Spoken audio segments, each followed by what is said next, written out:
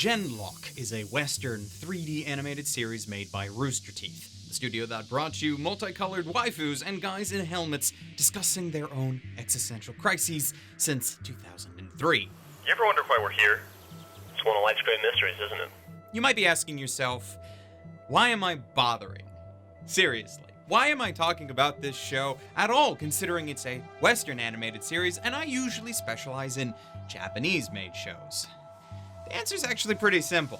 I'm talking about it because, like Ruby, like Avatar: The Last Airbender, there are enough hints in the narratives and themes pointing towards Japanese influence to make me believe that the creators are probably big anime fans, every bit as much as we are, and their work reflects that. As such, for the same reasons that you might sit down and enjoy an anime made in Japan, I believe that you would also have a good likelihood of enjoying this.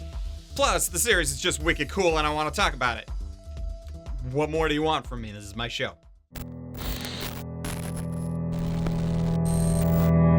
This first reaction is brought to you by viewers like you. Thank you. Okay, so what the hell is this series about? Because it sure as hell ain't about fan-subbing anime in the late 80s. Thank you, Mike Toole, for making me jump down that rabbit hole of knowledge for an afternoon. It's appreciated, but back on track. To use an interesting comparison, Genlock is what you get when you combine aspects of Pacific Rim, Evangelion, and James Cameron's Avatar, set in a technological world similar to the start of Mass Effect 3, without all that space travel stuff. We get introduced to our main character, Chase, a military pilot, and also his girlfriend, who controls a mech, which is pretty awesome, and Chase's family is quite lovely on the whole. We learn a little bit about them, until, the inevitable moment when New York gets attacked by an evil military force. Because it is always New York. This starts off a war of survival between our heroes and enemies who can control weird purple dust clouds that can kill you on contact. Lovely. Flash forward 4 years, and the token crazy mad scientist Dr. Weller, under the command of Colonel Marin, recruits Chase and a select group of other special citizens to participate in the Doctor's Genlock program, where candidates have their consciousness uploaded into large mecha frames to do combat, while their physical bodies are safely kept elsewhere. So, by and large, the plot of the series will probably be the training and eventual combat usage of the Genlock machines, alongside the development of its rather large cast as they all group together to fight the enemy and save the world. Holding for laugh. No. Well, moving on. The narrative is a bit more bog standard than I would like, unfortunately. There have been several moments so far when the show very obviously, at least to me, telegraphs what's going to happen just a little bit before it actually does, to the point where I'm already predicting some upcoming twists based on what seems like foreshadowing that's a bit more noticeable than it should be. I may turn out to be completely off base with that, but who knows. So while I can't give it points for originality, I can at least instead give it points for entertainment. Now, I might be biased towards sci-fi settings, but the world that Genlock has introduced to us has been, well, fun.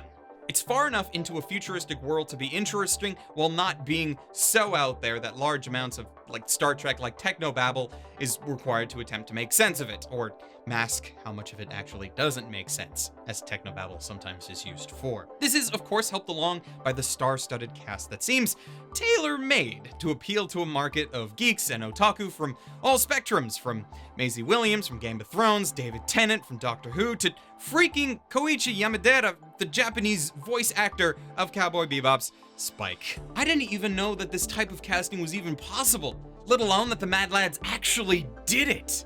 Now, if only Yamadera's character could actually get some more spotlight time, beyond 3 lines per episode, that would be great. I realize some people probably don't like reading subtitles for his dialogue, but seriously, if you were worried about that, Rooster Teeth, then you shouldn't have written his character in such a way that you could even cast Yamadera in the first place. You guys already went the extra mile to cast him, so use him. Please. In the animation department, the 3D here is far better than I was expecting. Admittedly, I haven't been keeping up with recent seasons of RWBY, so their improvements over the last several years have not been something that I personally have been paying attention to. And while I still think that there are some improvements that could be made, it is far better than some Western 3D shows I've seen, and even a step above some Japanese shows that have been airing this season. But I'll get to those ones another time. Hashtag please look forward to it. The sound is another section I feel is worth mentioning, and not just because there's a lot of really big, recognizable geek-related VAs in the cast, nor because of its killer selection of music, but that's part of it. The series so far has been doing a bunch of experimentation with a lot of things I'm not used to hearing. For example, having a character whisper in thanks to another. While subtle and that it's not the kind of thing that sounds noteworthy, I understand. It was still something that I took note of because it's not the kind of thing I often hear. To me, it was just a really nice touch. Thank you. Overall, I have been enjoying Genlock as an experience because it has so many elements to it that I enjoy, even if there are some minor things that drag it down. It's neither perfect nor even the best thing ever in its genre, but it doesn't have to be. And for me, that's perfectly fine. Biggest negative to its name that I haven't mentioned, however, is not even really about the show, more so about its availability. As it is a Rooster Teeth production, same as all of their works, you will need to pony up the extra dough for their separate subscription service. This is mitigated a tad if you happen to live in the United States, as Rooster Teeth is also part of the wonderful streaming conglomerate that is Verve. However, if you're from Canada land, like myself, or really anywhere outside the United States, this is just another streaming service that you're gonna have to pay for, as Verve is not available for us.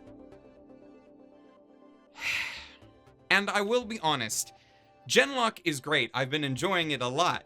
But if that is all you're interested in from Rooster Teeth, then in my mind, I don't think it's enough to justify the monthly cost. Much better to wait until the series is done and then just sub for a single month so that you can marathon it and then cancel it again until the next season is complete. And that's probably what I'm going to do. But who knows? Perhaps the series will improve vastly over the next few episodes, and I will regret that recommendation in favor of saying that it is totally worth it to pay and make sure that you can watch the series weekly. After all, this is only my first reaction to the series. Maybe it will turn out to be quite a bit different from what I'm expecting. Thank you for joining me for this quick first reaction. There will be streaming links in the description should you require them, and let me know down in the comments what you have been following this season, and hopefully I'll be able to talk about it in a future video. A big thank you to all of my patrons who make these videos possible, and until next time, watch more anime, and stay frosty, everyone.